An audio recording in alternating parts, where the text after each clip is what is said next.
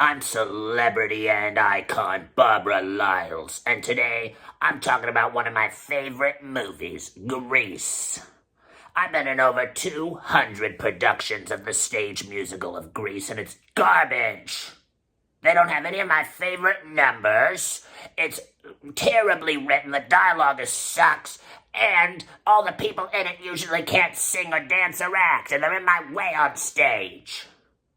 But let's talk about this wonderful little film, shall we?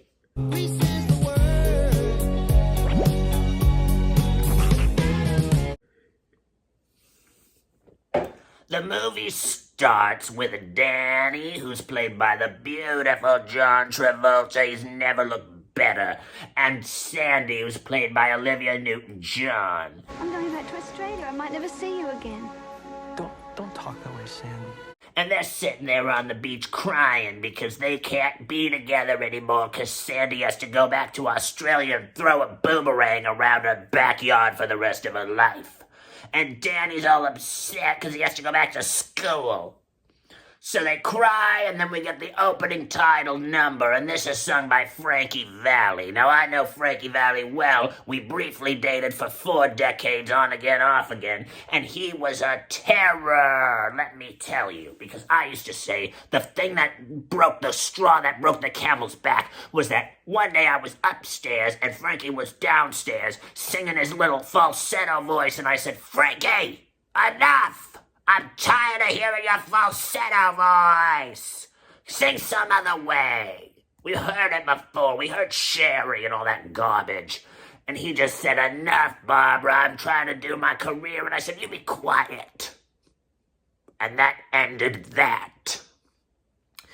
Then we go to the school, and we meet all our little supporting characters, all the little children in the show. We got Rizzo, Frenchie, we got the boys, we got Kanicki, we got Duty, all those little fools.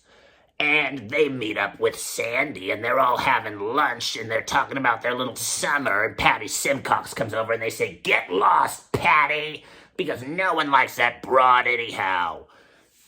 And then Sandy starts going on again about this guy she met at the beach, and she starts getting upset. Hauled your cookies all the way to the beach for some guy? Well, he was sort of special. And then Danny starts talking about her, and they're across from each other at the school, and they all break into song and dance. The ladies are the pink ladies, and the boys are the T-birds. And here are the rules for being a pink lady. If you want to be a pink lady, step 1, you better own a pink lady jacket. Step 2, you better be mean to all the other girls, especially the girls who aren't pink ladies. And if you're mean to the other pink ladies and you're the meanest, then you get to be the leader, and you get to be Rizzo, and she's my favorite because she's so mean.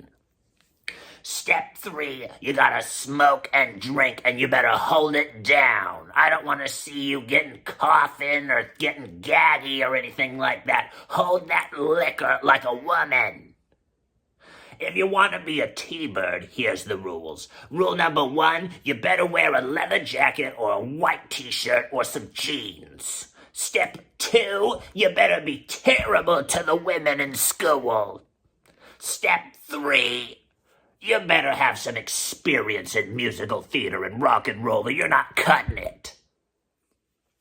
So they all sing and dance, and they find out that they both go to the same school now. And they meet up at the homecoming game, and Danny's extra mean to her because it's one of the rules of being a T-bird. And then she starts crying. "Oh, you're not the Danny I met at the beach." She finds out pretty quick how terrible men are. So, then the girls have a little slumber party, and they start drinking and smoking like good girls do. And Sandy doesn't do that because she can't be a pink lady yet because she's got other crap on her mind. So the girls make fun of her, and Rizzo really gives her one. I love it. Look at me, I'm Sandra Dee. It's my favorite number to perform.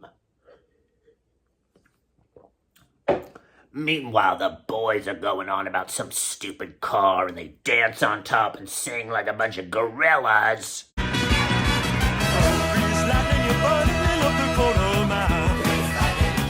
Oh my God.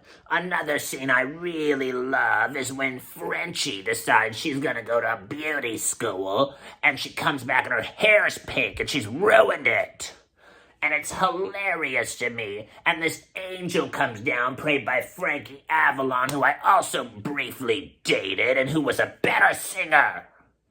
And I saw him come down and sing that little number to Frenchie. And he tells her some good advice, which is if you mess up once at an assignment, you better give up on your dreams because you're terrible at your dreams. He gave us some real life advice there. Doesn't matter if you go back to school, you messed up. She's done. She's out of the biz. Then there's a bunch of other scenes of kids going to the dance, and then Danny's being a little man and dancing with Cha-Cha and not Sandy, and then he gets sad because Sandy ran off on him, and I'm going, what are you thinking, you dumb oaf? Of course she ran off. She doesn't want you after Cha-Cha. She doesn't want those sloppy seconds.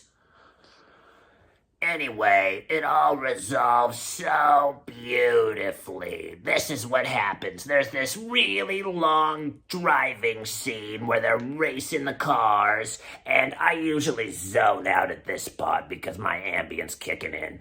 But when I do catch the ending, it's Sandy has a wonderful realization that we've been waiting for the entire movie, and that is this. She needs to change if she wants to have any friends. She can't be her boring old self. She needs to change. So, they all have their little end of the year party. And what happens? Sandy comes back all done up like a hooker. And suddenly all the boys are after her because they want the one thing they always want. And she's sitting there smoking finally and having her little attitude of being mean to the girls, and the boys love it. Tell me about it, stud. We're all thinking the same thing. Finally, this girl got the picture. If you want to have friends, you better act like everyone else and not different. So then her and Danny, they come together and they sing the most wonderful number, which isn't in that terrible musical. You're the one that I want. Ho, honey.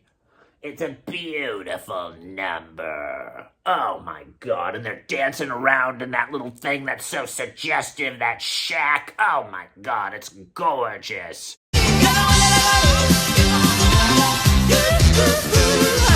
And then all the kids start singing that nonsense We Go Together song and hoopla it up. And Danny and Sandy ride off into the clouds on their car. It's gorgeous.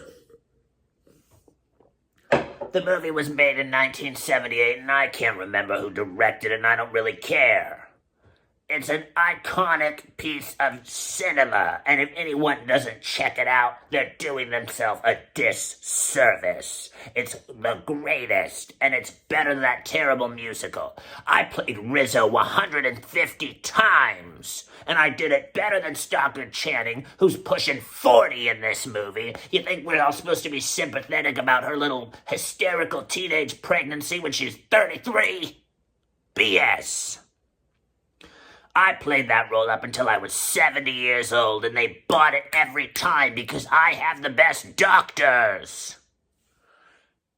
I also played Frenchie, and I was offered Patty Simcox, but I turned that down because no one wants to be that boring broad anyhow. So I hope I covered all the bases of this movie. That's pretty much it. Bunch of teenagers in the early 60s, whenever, having themselves a little ball before they grow up and realize things are boring. And another thing, Frenchie should have just realized earlier on that she doesn't need a career as a woman in the 60s. She doesn't need to go to work. She could have married one of those rich suits from Mad Men and had herself a good life, feather dusting her house off, and taking her little kids to school. Figure it out. It's not that hard. It's the 60s and you're a woman. Use your body. That's it.